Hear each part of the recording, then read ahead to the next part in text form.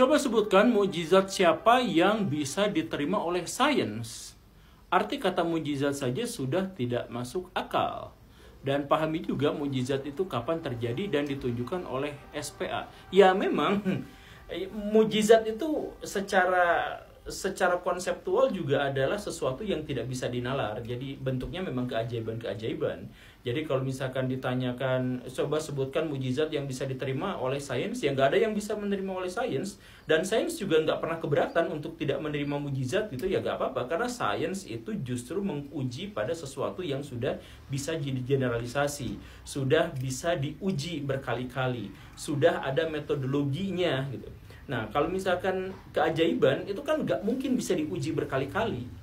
Jadi gini nih, ini metodologi sains ya, metodologi sains.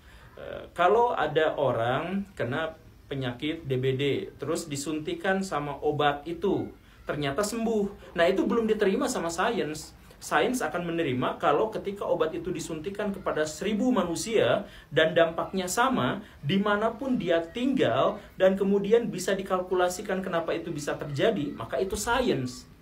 Tapi kalau misalkan ada seseorang yang tiba-tiba tanpa obat apapun bisa sembuh sendiri dari DBD, sedangkan orang lain meninggal semua, ya itu kan tidak diketahui kenapa dia seperti itu gitu. Jadi anggaplah itu sebuah keajaiban gitu. Ya sudah, sains akan mengabaikan itu, ya tidak apa-apa. Jadi itulah karakteristik sains. Makanya di dalam dunia sains kita tuh gak bisa menyatakan atau mengklaim sebagai pemilik kebenaran atau penemu dari kebenaran yang hakiki.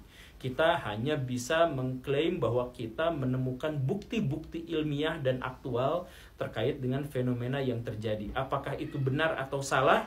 Klaim pada waktu itu bisa membenarkan, tapi tidak akan ada satupun yang menyatakan bahwa itu adalah kebenaran yang hakiki.